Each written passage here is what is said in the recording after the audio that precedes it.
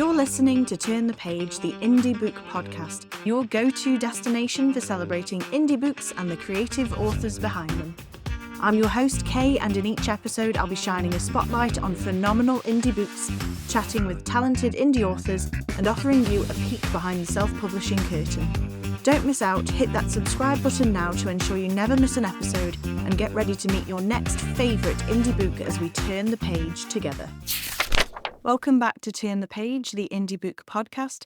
I'm really excited to be joined today by Sebastian Nothwell. Sebastian writes queer romance. When he's not writing, he is counting down the minutes until he is permitted to return to writing. He is absolutely not a ghost and definitely did not die in 1895. Thank you so much for coming along to chat with me today. I've been so excited to have you on the podcast. I think I first heard about your books through the Indieverse Book Awards, and congratulations for being nominated in 3 categories, and we'll come back to that in a little bit.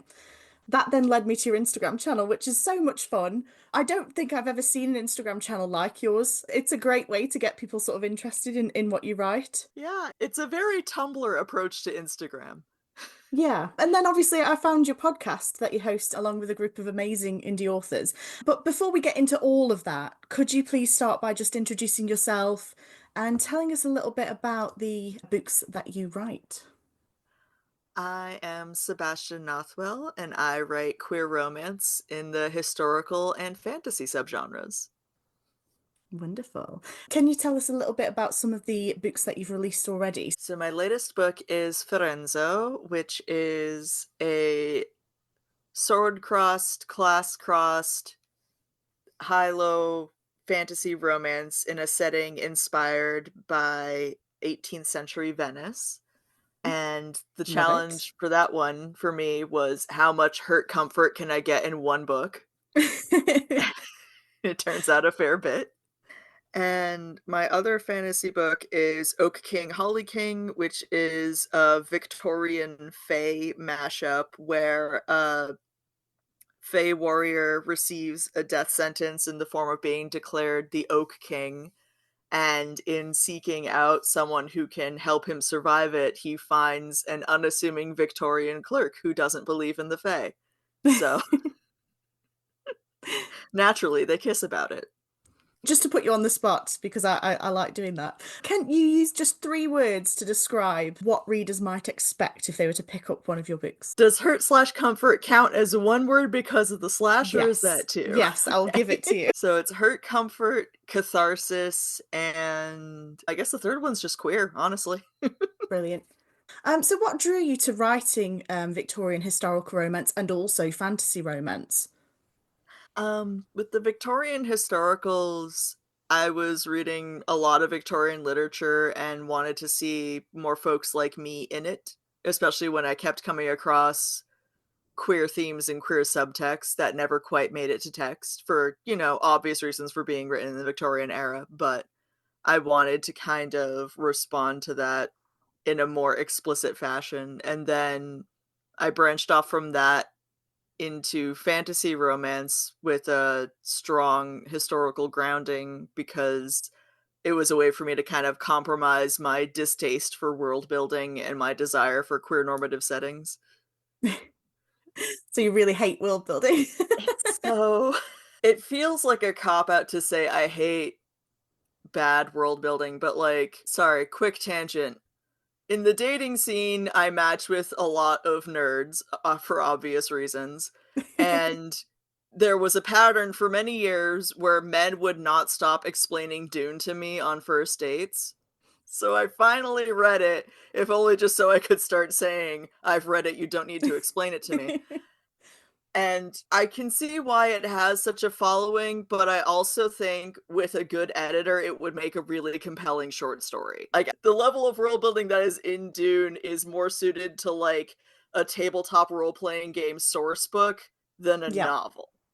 Okay, I'm with you. I haven't read it. I've sort of glanced at it and it doesn't appeal to me at all.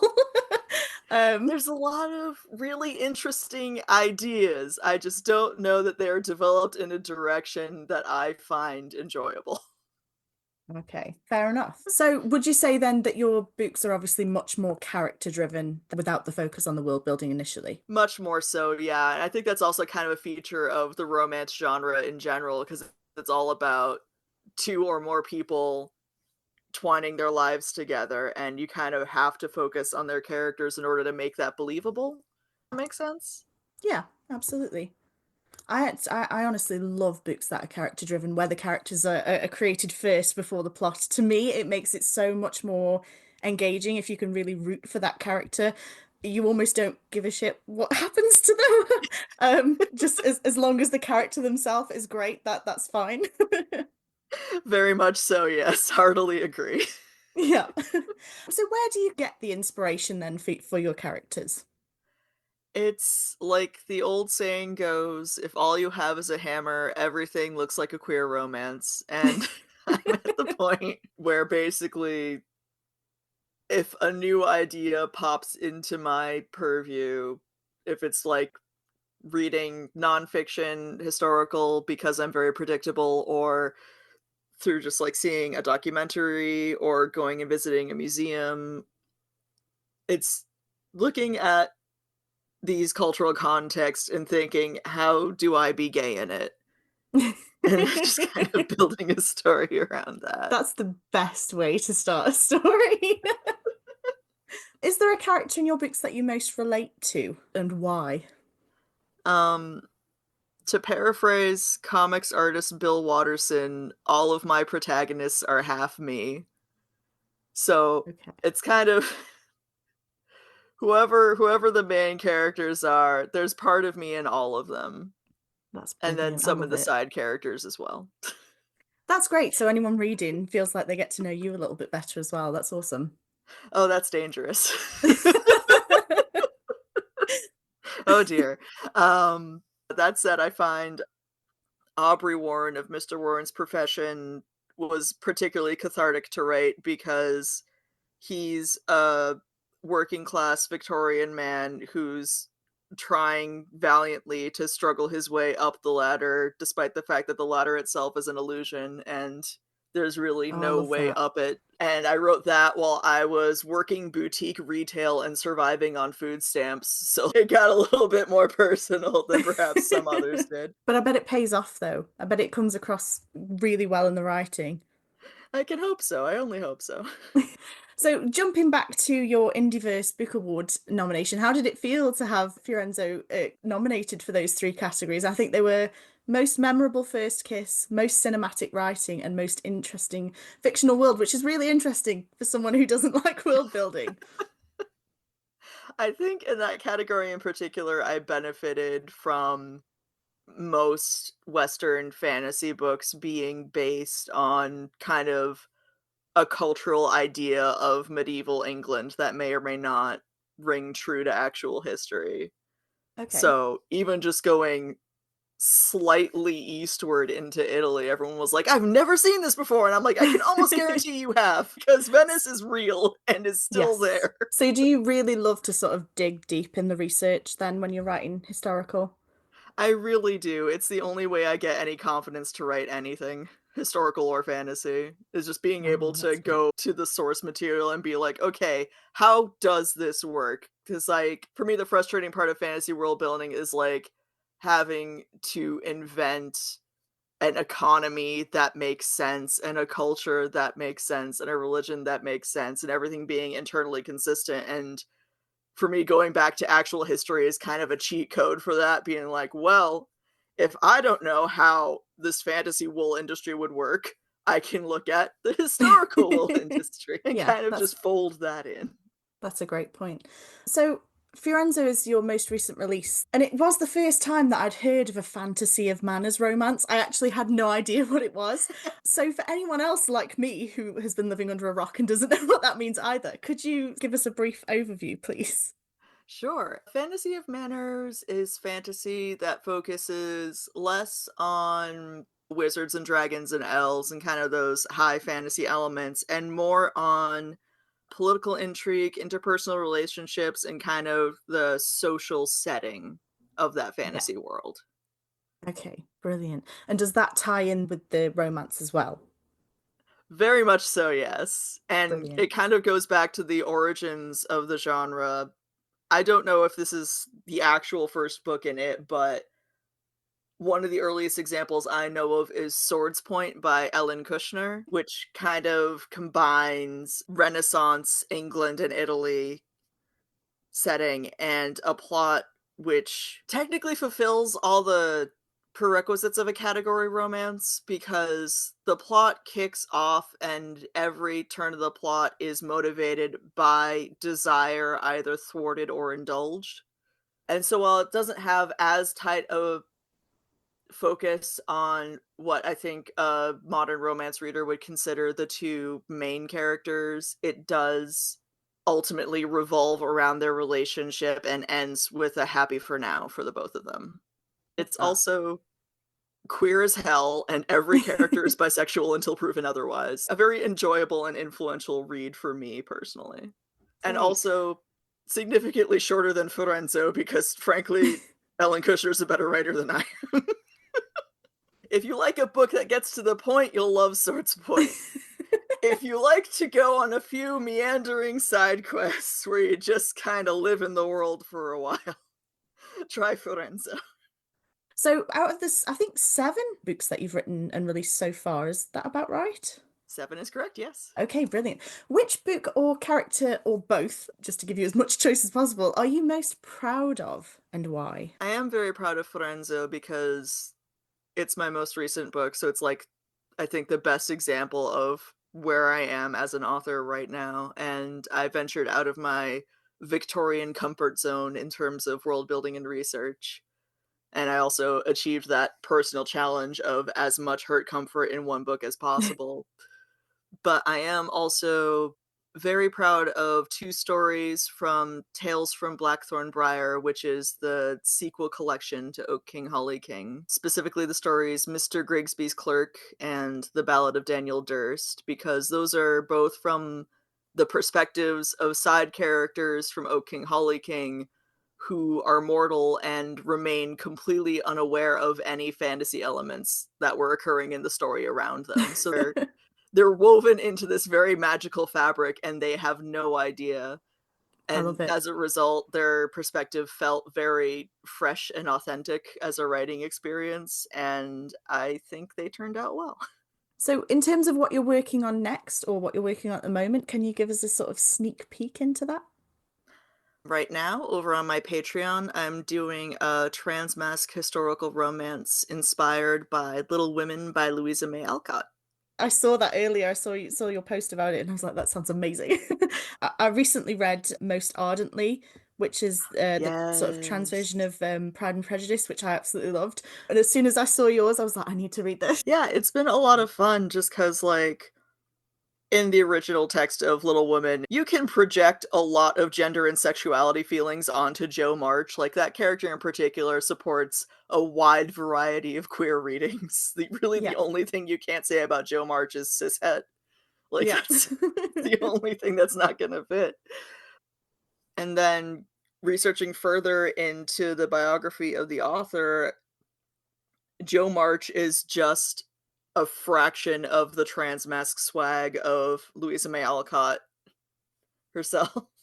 Just because, like, both in terms of rejecting heteronormativity and referring to herself in almost exclusively masculine terms, even as they related to family and the home, calling herself the father of orphaned children that she ended up taking care of, and Yeah. also just in personal habits that read very incongruous to a 21st century reader when we think of 19th century American women. Like, Alcott went jogging every day for exercise, like, in a Yeah. full skirt and all, but still, like, jogging, a morning run every single day in Massachusetts in 1870 whatever. And it's, I think, a reality that certain readers of Little Women are not prepared to acknowledge. And so rather than kind of say Jo March is this one thing and this one identity only, and this is the take I have on it, it felt more authentic to be like, I am taking this character inspired by this setting and this story and saying, if this were specifically about the transmask experience, I think this is the story that would result. That's great. I love that you've dug so deep into the history as well. You haven't just taken a character that you wanted to sort of do that spin on. And I think it's great that you've actually really delved into everything there. That's so cool. It's It's the awesome. only Can you way I tell have us? confidence to do any of it. Yeah, I'm still working on the confidence thing. I feel like that's kind of part of the author experience, honestly. Yeah, I think especially when you're introverted, it's like so hard Yeah, to put yourself out there. Everything you do, imposter syndrome's just screaming behind my head all the time. truly. Where can anyone find your Patreon? At patreon.com/Sebastian Nothwell. Brilliant. So when you're not writing, I know that you are also one of the hosts of the Right Here, Right Queer podcast, which I think started roughly the same time as this podcast. But There was you something guys in are the air. so much better at putting things out than me. I'm like once a month, once in a blue moon, and you're like every week. And it's like I just watch your episode numbers go up and up, and I'm sat here like, oh, I really need to get better at this. I mean, to be fair, I've got 8 other people working with me on that, Yeah, so true. I can cut myself a little bit of slack. yeah. So, can you tell us a little bit more about the podcast and what you all chat about there as well? The Right Here, Right Queer podcast is a collective of indie authors discussing tropes and everything else bookish, like libraries and beta reading and all the genres we love and all the everything we enjoy about reading and writing alike, with bonus interviews of other authors in the queer indie scene. That's so great. It's the whole reason I started this. It's just to sort of boost other indie authors. It was literally not for me at all. It was like, I'm introverted. What can I do? Hide behind a microphone Exactly. and The talk beauty about of other people's podcasting. books. Yeah. So, where can people find the podcast? And is it one episode a week? One a week, every week. Yeah. Rain or shine. And it can be found anywhere, can't it, really? I And think. your favorite podcasting app, whichever app that may be. Brilliant. So when you're not writing or podcasting and boosting other people's books and digging deep into research, what else do you get up to? I have become something of a public menace at maritime museums. That's the best answer that you could have given. Please elaborate. So I read Moby Dick way too young, and it did things to my brain. And since then, there's something about Age of Sail media that I find really compelling, and I think is very compelling to the queer experience in general and the transmasc experience in particular. Just that kind of very homosocial setting where gender roles are kind of all over the place and yet strictly enforced somehow. And you kind of Yeah. have to build your own society in a little boat on the ocean and every day trying to survive against the elements with your crew, which I think lends itself to a very idealized view of what that might have looked like historically, but it does make boat media very compelling for me. That's amazing. So just sort of found family on a boat. Yes! Do you love found family? Do you wish it I was on a boat? do. I've not read Found Family on a Boat, and now I really want to. That's your next challenge. Historical Found Family on a boat. You can do as much hurt and comfort as you like. You really can. Ship surgeons get up to some stuff. I love it. We're almost sort of coming up to the end, so could you recommend 3 indie books that you love that you think our readers might like as well? Absolutely. I can recommend Letters to Half Moon Street by Sarah Wallace, which is a cozy fantasy romance in a queer normative Regency setting told in epistolary format. So it's Oh, all brilliant. letters being written back and forth between the two heroes and also their friends. And on the complete opposite end of the vibe spectrum, I can recommend Backmask by O.F. Sierra, which is pulpy queer historical horror that dares to ask the question, what if backmasking was real and involved occult magic? So it's kind of a mid-20th century historical setting where Oh, okay. everyone's kind of incidentally queer, but that's not really the point. The point is that magic is real and is being used to control the youth through music.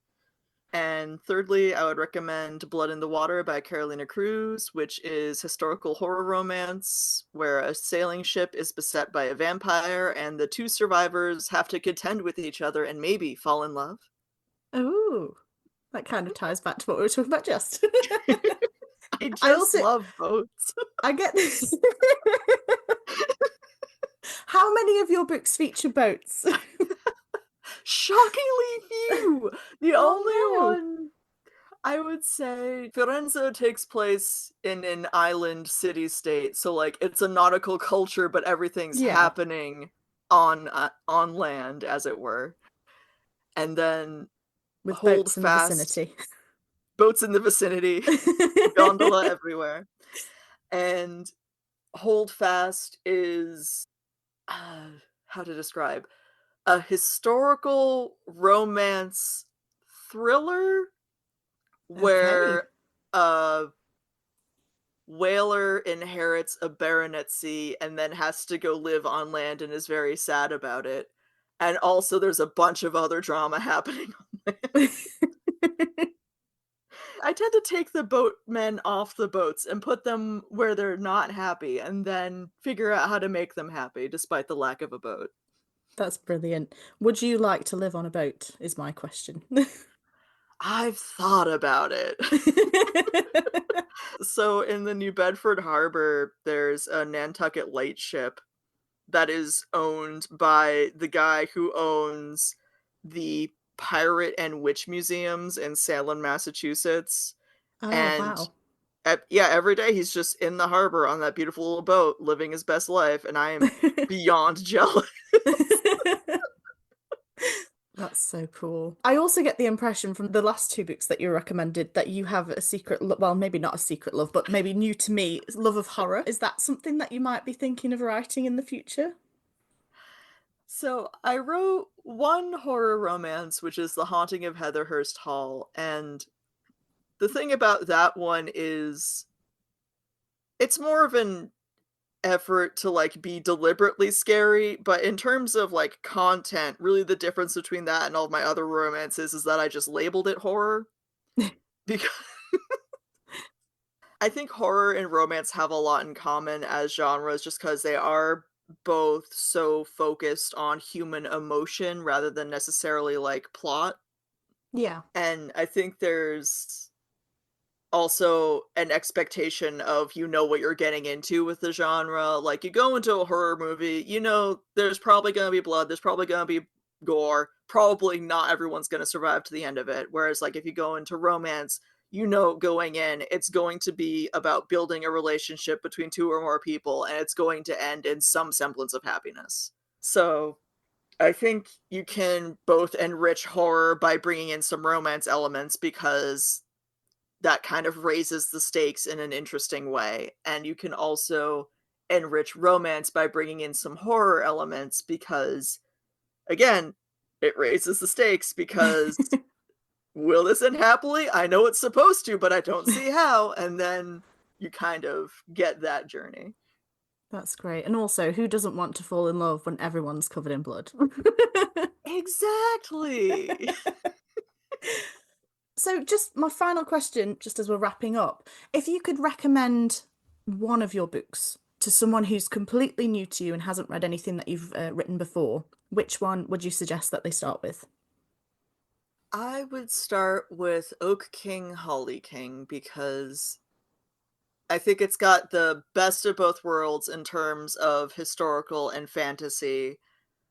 And also, if you're not into hurt comfort, Fiorenzo doesn't make a whole lot of sense. And I think the fantasy elements of Oak King, Holly King make it more accessible than the more straightforward historicals like Mr. Bourne's Profession and Hold Fast. Yeah, okay. But yeah, if you do like Hurt Comfort, just go straight for Fiorenzo. Straight to Fiorenzo, that's going to get you everything you need in one simple package. Last question then. Where can our listeners find out more about you and your books?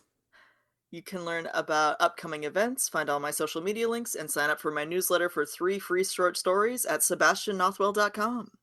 Thank you so much for coming along and talking to me today. This has been absolutely great. And honestly, we've flown through the time. I don't want to stop talking, but I've run out of questions. Thank you so much for having me on. This was a blast. Yeah, thank you. It's been so much fun. And I look forward to the next Right Here, Right Queer podcast as well. Absolutely. I look forward to the next turn of the page.